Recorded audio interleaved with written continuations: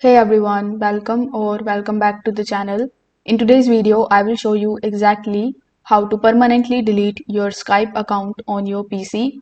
So since Skype and Microsoft accounts are linked, deleting your Skype account means deleting your Microsoft account too.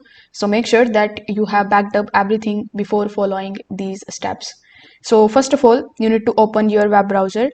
Over here in the search bar, when you search for skype.com, it is automatically going to redirect you here on this URL, which is teams.live.com. So now they are redirecting the skype.com domain to Teams meeting.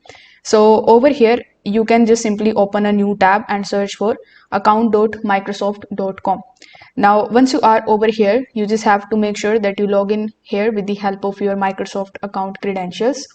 Now here you just have to go to the help section over here. So once you are here in the help section, you will find the article of how to delete your account. You can just simply use the another tab over here on your PC, and you can just simply search for how to close your Microsoft account. So once you search for it, you will find the first link. So you can just simply click on it, and after clicking on it, you just have to click on the option of close account.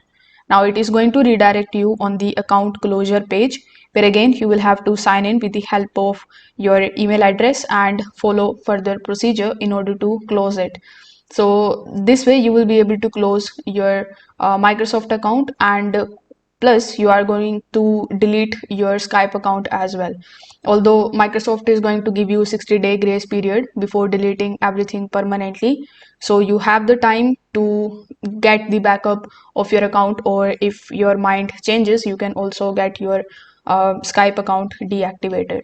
So if this video helped you out, make sure that you like this video and subscribe to the channel. Thanks for watching.